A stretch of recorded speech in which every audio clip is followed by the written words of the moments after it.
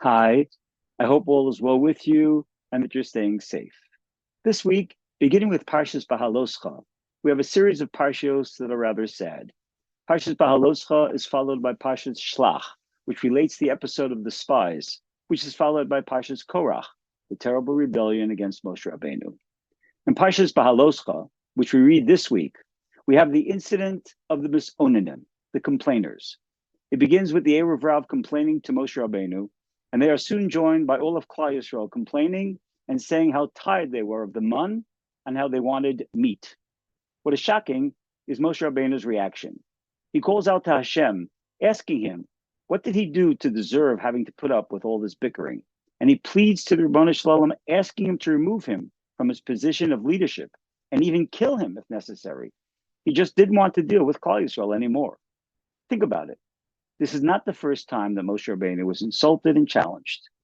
He was at first rejected by Klal Yisrael when he came to Mitzrayim and told them that they would be redeemed. After leaving Mitzrayim, they complained out of fear numerous times about the lack of food and the lack of water. They served the Egel HaZohav, the golden calf, and even rejected Hashem's desire to take them to Eretz Yisrael when they cried after hearing the report of the spies. And despite of all these grievous sins, Moshe Rabbeinu never rejected Klal Yisrael and always defended and davened for them. Only now, when they complained, did he react in such a frustrating way, telling Hashem that he wanted out. The question is, what was different with the Misonanim that caused Moshe Rabbeinu to react in such an extreme way? Chazal teach us that the issue in sin was a reflection of the things that they were complaining about. As I mentioned before, they were complaining about the mun. The mun was the perfect food. It was the food of angels. It was delicious, absorbed totally into their bodies with no need to expel any waste, and tasted like anything they wanted. What was there to complain about? As far as meat is concerned, we know that Klal Yisrael left Mitzrayim with an abundance of cattle. So what was their problem? As far as Moshe was concerned, the complaining was a reflection of something much deeper. It showed a total lack of hakaras hatov and a lack of midos. They were complaining just for the sake of complaining. He couldn't stand that. He couldn't deal with the people who lacked midos. The question is why? Why are midos so important? I'll give you three reasons.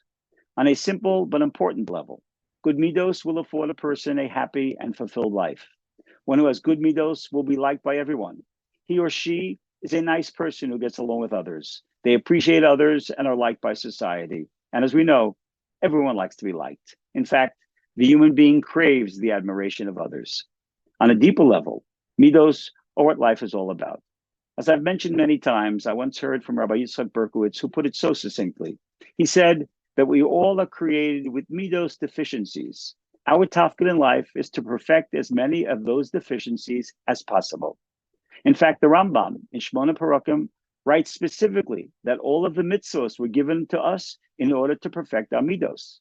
And the Vilna Gaon in Even Shlema reiterates this idea that as we perform the mitzvos, we reshape our personalities and our midos. And finally, on an even more significant level, Chazal teach us that the midos that we develop in this lifetime, the type of individual we become, will remain with us and will be us for eternity. We will either be givers or takers, benevolent and kind or selfish. Either we'll be short-tempered or patient. Either we'll be self-centered or we'll understand that there's another perspective by another person. Either we'll be makir tov, appreciate what we have, or we'll never be happy. And Chazal teach us that that frame of mind that we develop in this world will stay with us forever. And if we don't appreciate what we have, we won't appreciate what we'll have in the Olam HaEmes. Think about it. For eternity, to be in a state of mind where we'll be unhappy with what we have, that's Gehenna without the fire. But the Ribono Shel Olam gives us the opportunity. He gives us the chance. He gives us our lives to work on our midos, to have us understand that we were born with deficiencies. We were born with the need to improve our personalities, to become more understanding of the next person, to become more giving, more respectful of someone with different ideas, to become more tolerant, to improve our ben adam l'chavero. That's the challenge that Hashem gives us. Let's not make the mistake of the misonanim, the complainers, the individuals who always saw their cup as being half empty, even though it was quite full. We too have to appreciate all that the Ribono Shel Olam has given us and realize how our cups are so full, not only in Gashmias, materialism, but more importantly, especially in our times when we see the world literally spinning out of control with no moral anchor. We, Baruch Hashem, have been blessed to be part of the Am HaNivchar, the chosen people of Klal Yisrael, who, in spite of our surroundings, adhere to the Torah and are loyal to the dictates of the Creator of the universe. If Be'ezras Hashem, we keep working on perfecting our midos and stay loyal to the mitzvos, Hashem will reward us with the coming of Mashiach. Let us hope that he will become B'mher V'yameinu. May we share Besuros Tovos very soon. Kol Tov.